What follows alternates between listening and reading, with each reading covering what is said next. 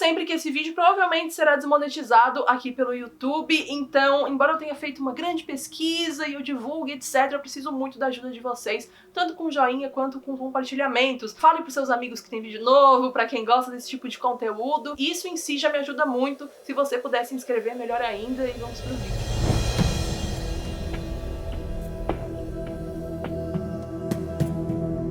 No século XIX, a Inglaterra vivenciou uma crise terrível que ficou cravada na história como a Hungry Forties, também conhecida e chamada de Grande Fome da Batata, ocasionada porque uma praga atingiu as plantações do norte da Europa na década de 40. Então muita gente morreu de fome por falta de acesso a outras fontes básicas de alimentação. Por conta dessa escassez de comida e temendo a morte, muitas mulheres começaram simplesmente a matar como um meio de sobrevivência, porque assim elas não teriam outras bocas para comer dentro de casa, no caso das que matavam os seus próprios maridos e até mesmo os seus próprios filhos, além das que também se matavam para os filhos terem o que comer. Os anos se passaram e na década de 60, a Mary Ann Cotton se juntou à lista das mulheres assassinas da Inglaterra, 3 vezes pior do que o Jack Estripador, e ela surgiu cerca de 40 anos antes. Quem estuda esses casos e afirma que o Jack foi o primeiro assassino em série da Inglaterra precisa lembrar dos esquecidos também. Hoje eu vou falar sobre a Mary Ann Cotton e vou levar a história delas pra vocês, e lembrando sempre que toda informação aqui é retirada deste livro incrível que eu recomendo muito, muito, muito. E aqui a gente tem o segundo vídeo da série Lady Killers. Comprem esse livro perfeito que tem, inclusive, uma recomendação minha na contracapa. Nascida em 1832 e filha de adolescentes pobres que se mudavam com muita frequência por conta do seu pai, que era um mineiro e precisava encontrar trabalho muitas vezes longe das cidades que eles residiam. Desde criança, a Mary sempre foi acostumada a ouvir como a beleza dela era diferente, estonteante, e isso não mudou durante toda a sua vida. Ela cresceu escutando de todos ao seu redor que ela era a mulher mais bonita que eles já haviam visto. E a infância da Mary Ann foi o período da vida dela que mais ela teve, assim, liberdade, por assim dizer. Ela não precisava se preocupar com sustento, com casamento, com maternidade, nem com dinheiro, até os 9 anos de idade. Como eu falei anteriormente, o pai dela era mineiro e uma tragédia aconteceu enquanto ele exercia a profissão. Ele caiu num buraco de uma mina e ele não resistiu. Então, com apenas 9 anos, a vida da Mary Ann mudou drasticamente após a morte do pai, porque foi quando ela teve que ajudar ativamente no sustento da família. Ainda adolescente, ela atuou como professora de uma escola dominical, costureira e criada na casa de uma família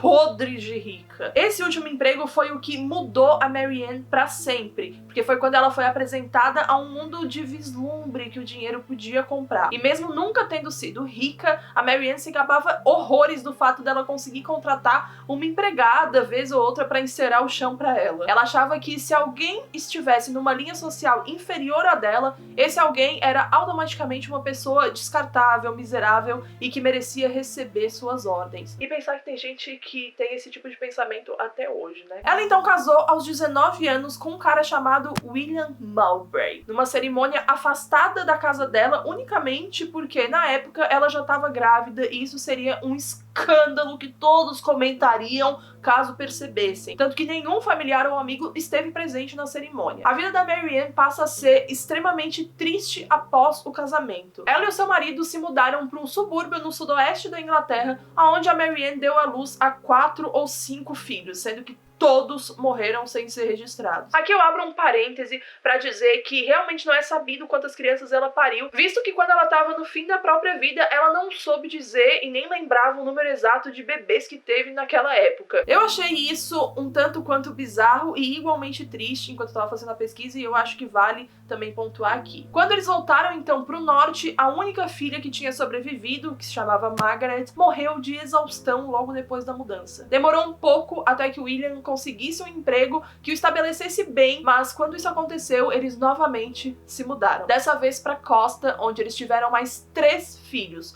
Outra Margaret, Jane e John. Sendo que o último, o John, faleceu de diarreia com apenas 1 ano. Vocês têm noção de que em um período de menos de 2 anos, a Mary Ann enterrou pelo menos 6 crianças? 6 filhos. Eu não preciso ir muito longe para dizer que o dano que essas perdas causaram foi irreparável. A sensação de dispensabilidade e substituição das pessoas passou a ficar cravada da Mary Ann. Como o William agora trabalhava em alto mar, não demorou até que a Mary Ann se envolvesse com um mineiro chamado Joseph, que residia na cidade vizinha. Eles se apaixonaram tão intensamente que permaneceram juntos por anos. Em 1865, William, que era o marido da Mary Ann, morreu. No atestado de óbito constava que a causa da morte tinha sido febre do tifo e diarreia, o que pode ter sido, na verdade, febre tifoide, porque as causas da febre tifoide se assemelhavam muito com o envenenamento por arsênico e os médicos na época realmente usavam tifo e tifoide como se fossem a mesma coisa. Não se sabe até hoje se a Mary Ann assassinou William, mas a morte dele foi extremamente conveniente para ela. E a gente não tem como negar isso, porque com o dinheiro do seguro, ela pegou 2 filhas e se mudou para a cidade do Joseph. Em poucos meses, na nova cidade, a segunda Margaret morreria de febre do tifo, igualzinha ao pai. E a Isabella, que era a outra filha, foi despachada para viver com a avó, que também não se importava muito com a criança. Ela morreu aos 9 anos e foi a mais velha das crianças da Mary Ann. 9 anos. O que ela não esperava era que Joseph, né, o seu grande amor, na verdade, também era casado. Totalmente em choque, sentindo-se, muito usada, a Mary Ann voltou para sua cidade e passou a atuar como enfermeira. Por incrível que pareça, ela ficou conhecida como uma profissional incrível e logo já ficou conhecida também entre os médicos, pacientes e demais trabalhadores do hospital. Foi lá que ela conheceu o seu segundo marido, um cara atraente e musculoso, como foi descrito no livro, chamado George Ward. Ela se casou com ele semanas depois de conhecê-lo. É um pouco desesperador pensar nisso, mas ok. E novamente, ninguém da família dela, nenhum amigo compareceu à cerimônia. E pra ser bem sincera, a Mary Ann não era uma pessoa que tinha muitos amigos. O casamento durou 15 meses e o George morreu, adivinha do quê? Sofrendo dos sintomas clássicos de envenenamento por arsênico: febre, diarreia, dores no estômago e formigamento das mãos e pés. E o que então que a Mary Ann tinha? Porque a maioria dos filhos dela estavam mortos e o seu segundo marido também. Nessas condições e sem ao menos viver um mínimo período enlutada, ela logo se mudou de novo e foi trabalhar como doméstica para um milionário que era pai de 5 filhos. O nome desse magnata era James Robinson e ele era um recente viúvo, apresentando em si tudo que a Mary Ann procurava em um homem. Ela se mudou para casa deles em 1866 e antes mesmo de completar uma semana vivendo lá, o caçula dos filhos dele foi encontrado morto, apresentando sintomas que em menos de um dia foram fatais. Apesar de ter abalado o emocional do James, a morte do caçula dele não interferiu no amor dele por Mary Ann, porque ele a engravidou no início de março de 1867. E só um pequeno detalhe, a mãe da Mary Ann adoeceu e chamou a filha para cuidar dela, já que ela tinha o seu super dom para enfermagem, né? Bom, 9 dias depois que a Mary Ann foi para lá, inclusive, a mãe dela morreu. Os vizinhos acharam bizarro o fato de que a Mary Ann ficou bisbilhotando todos os pertences da mãe logo após sua morte, mas ela não tava nem aí. Ela botou a filha no colo e voltou para casa do marido. Mas aí, em abril de 1867, o negócio ficou assustadoramente brutal. Em 10 dias, 3 das crianças morreram. A Isabella, que era a última filha da Mary Ann com o William, morreu de febre gástrica. O Josh e a Elizabeth, 2 dos filhos do James, morreram de febre contínua. Todas essas causas aparentemente naturais se encaixavam perfeitamente nos sintomas também de envenenamento por arsênico. Só que ninguém nunca nem chegou a cogitar isso. O livro, ele pontua exatamente algo que me aterrorizou durante a leitura. Como que ninguém desconfiava de nada? Como que todo mundo achava algo natural? E aí eu fui pesquisar sobre a morte de crianças naquela época e eu vi que era tão frequente que nada aconteceu ou foi investigado na família. A vida seguiu, o James e a Mary Ann se casaram em mais uma cerimônia sem a presença de ninguém e a primeira filha dos dois nasceu em agosto e morreu de convulsões 3 meses depois. Meu Deus, eu tô surtada. É nítido como essa mulher usava a gravidez para segurar um casamento, que era uma ideia que se perpetuou tanto ao longo dos anos e da história que ficou intrínseca na nossa sociedade. 2 anos depois, agora estamos falando de 1869, o James e a Mary Ann tiveram outro filho juntos e o nomearam de George. Na mesma época, o casal começou a ter brigas, estrondosas por causa de dinheiro. Principalmente porque o James descobriu umas pequenas tramóias que a Mary Ann ficava fazendo e inventando. Inventar que foi ao mercado comprar comida e guardar dinheiro pra ela fazer coisas dela. Ela fazia também dívidas pequenas e o estopim foi quando ela deu como garantia pra comprar roupa o seu último filho ainda vivo. O James ficou puto e com razão, e a Marianne não aceitou a briga feia, pegou o bebê, botou no ombro e foi embora. Na verdade, não no ombro, né? Botou no colo, porque no ombro era um pouco estranho. E o James trancou toda a casa e foi passar um tempo com a própria irmã, até que depois de alguns meses, a Marianne voltou tranquilamente e ficou chocada por não conseguir entrar mais na casa. Ela posteriormente escreveu uma carta pro James falando que interpretou tudo aquilo como traição, que não gostou, e como se ela ter fugido com o bebê e voltado normalmente depois de um tempo fosse algo super comum. E aí o que ela fez foi pegar o George, que era o bebê, e deixar ele na casa de um amigo da família, falando que já voltava, e ela nunca mais voltou pra buscá-lo. Eventualmente ele foi entregue ao James. Livre do marido e dos filhos também pela terceira vez na sua vida, ela começou então a se corresponder com uma amiga de juventude de muito tempo atrás, chamada Margaret Cotton. A Margaret certo dia disse que o irmão dela, que chamava Frederick Cotton, precisava urgentemente de uma governanta. O Frederick era viúvo e ele tinha 2 filhos. Então vocês percebem já aí algo comum com os outros homens da Marianne? Pois é. A Margaret quis ajudar o seu irmão e enviou a linda e querida, esbelta Marianne para casa dele. Obviamente sem nem imaginar o estrago que ela traria para a família Cotton. Em 1870, 4 semanas depois da Marianne se mudar, a amada e responsável irmã de Frederick, Margaret Cotton, estava morta. O dinheiro que a Margaret tinha ficou para Frederick e de Frederick foi para Marianne, que logo, adivinha, engravidou e eles se casaram no outono, embora a Marianne ainda estivesse casada com o James no papel. A curiosidade é que anos depois, esse foi o único crime que ela confessou. Bigamia. E agora sim, gente, se vocês já estavam achando essa história toda assustadora na mesma proporção que ela é bizarra, se preparem, vai ficar pior. Em 1871, a Marianne, o Frederick e os 3 filhos, que eram na verdade 2 dele e da antiga mulher dele e um da Marianne, se mudaram para West Auckland, porque o Frederick encontrou um trabalho como ajudante em uma mina de carvão. E sabe pra rua de quem que eles acabaram se mudando? Vocês lembram dos mineiros que eu comentei já ao longo da história? Tinha o pai da Marianne e tinha outro chamado Joseph. E vocês lembram daquele ruivo do passado da Marianne? Pois é. Além da casa dele ficar na mesma rua, ele não era mais casado. É importante que eu frise aqui que a Marianne se aproveitava muito da precariedade da saúde por falta de higiene e no alto do índice da mortalidade infantil que assolava o Reino Unido. Aí por isso ela seguia a vida dizendo que a própria morte a seguia. Acontece que com o passar do tempo ela foi ficando mais impaciente e imprudente em relação aos seus atos criminosos. O Frederick Cotton morreu tão rapidamente quanto o Joseph foi morar na casa da Marianne e dos seus filhos. Embora ela quisesse casar de uma vez com Joseph por puro ego, ela também queria alguém rico, e ele não era. Foi em um dos seus trabalhos como enfermeira que ela conheceu e encantou com sua beleza, né, que todos falavam que ela tinha,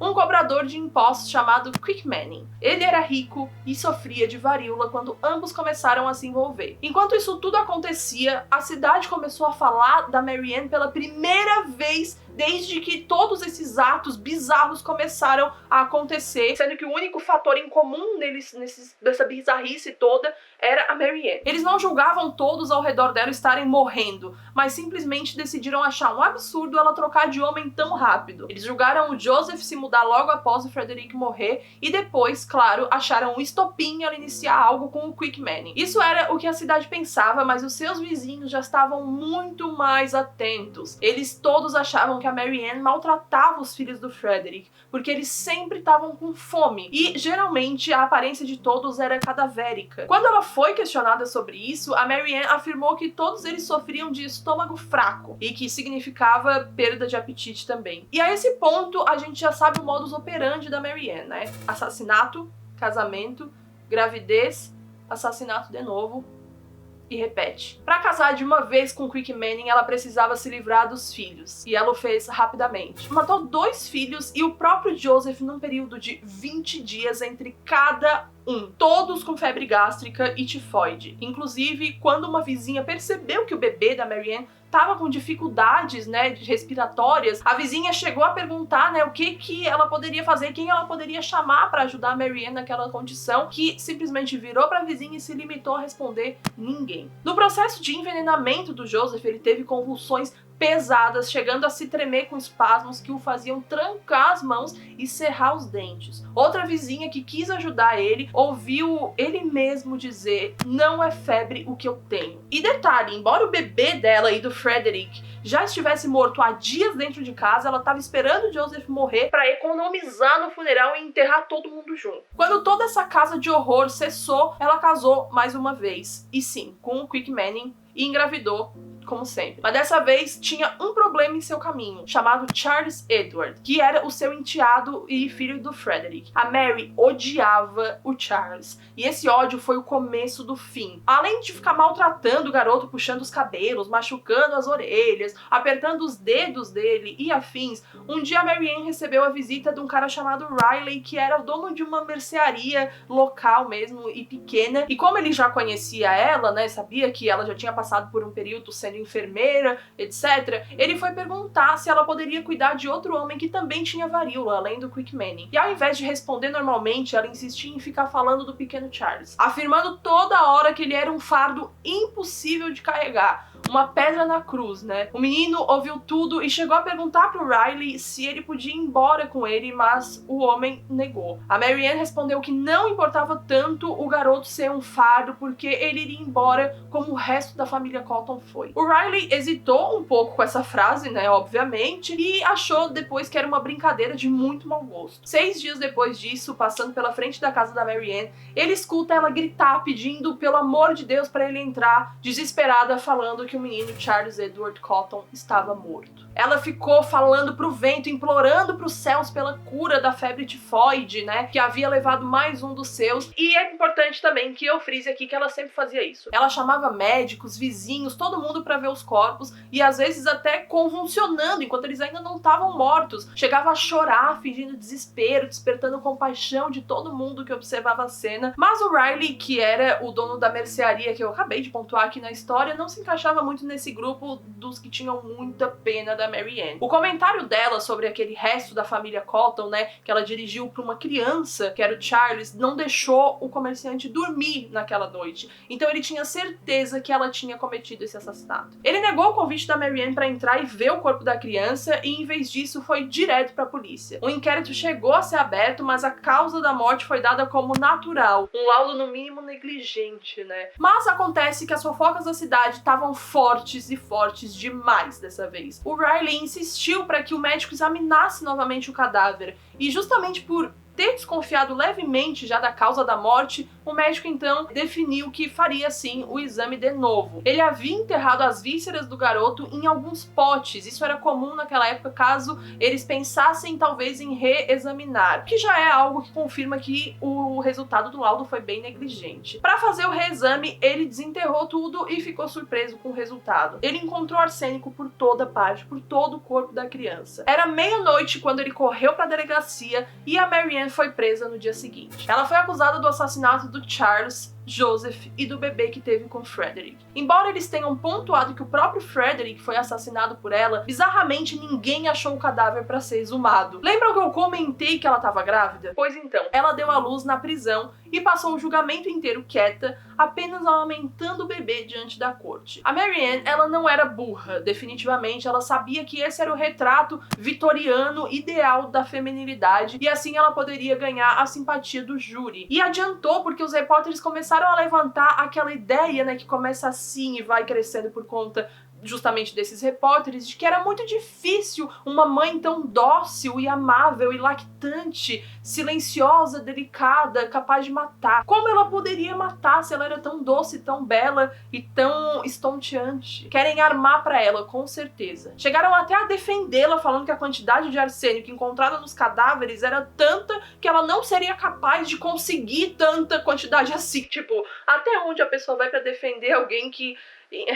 Enfim, né? Mesmo diante de tanta descrença e tanta cegueira dos que obviamente não sabiam como a lei funcionava, a Mary Ann foi condenada pela morte do Charles, o bebê. Você parece ter dado vazão ao mais terrível de todos os delírios, o de que poderia executar seus planos perversos sem suspeitas. Essa foi a frase que o juiz disse para Marianne e em seguida ele leu a sentença dela em voz alta: morte por enforcamento. Ela não acreditou quando foi condenada e escreveu milhares, infinitas cartas aos parentes pedindo para que eles cancelassem seu julgamento, xingando a promotoria que não defendeu ela. Cartas essas que só mostram quão delusional ela era, né? Qual o estado utópico mental que ela estava vivendo, a ponto de acreditar numa inocência inexistente. Mesmo quando ela fez a única coisa boa para um filho dela, que foi encontrar um adotante, ela pensou em si antes disso. Ela chegou a esfregar sabão na gengiva do bebê, esperando que ele adoecesse e as autoridades poupassem ela por mais tempo. Ela passou metade da vida grávida. Era parte do seu modus operandi, embora enxergasse o casamento como uma forma de aprisionamento,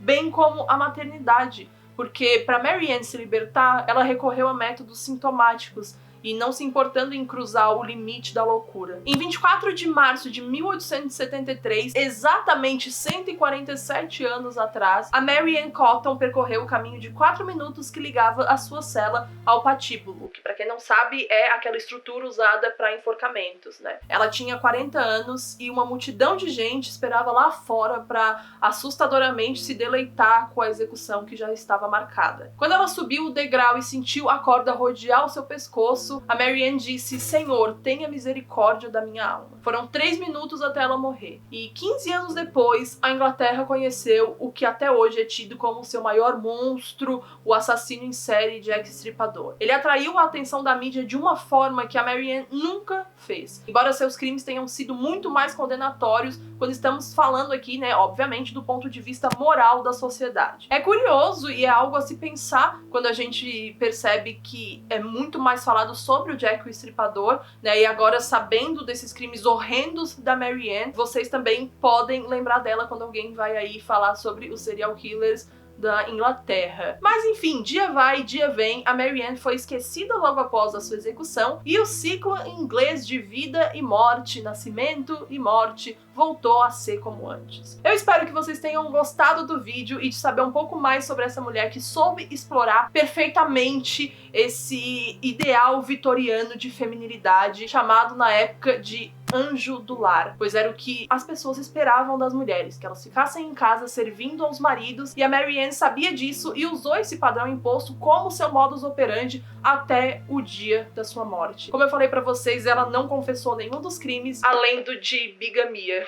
Não se esqueçam que pra comprar esse livrinho perfeito, maravilhoso, tudo pra mim, ele é realmente muito bom, gente, e eu vou espalhar a palavra de Lady Killers. Você pode acessar o link aqui embaixo na descrição, e também agora eu tenho um canal secundário, pra quem não sabe. Eu estou jogando alguns jogos e gostaria também de sugestões de vocês, mas pra dar sugestões eu aconselho que vocês entrem no grupo do Discord. Enfim, todas as redes estarão aqui embaixo, e inclusive o link para o canalzinho secundário, já tem 2 vídeos lá. Espero que vocês gostem, e é pra descontrair, justamente quebrar um pouquinho desse conteúdo sério que eu produzo aqui no meu canal principal. Eu vejo vocês no vídeo que vem, se cuidem, lavem as mãos por favor, e fiquem em casa se vocês puderem. Um beijão e tchau!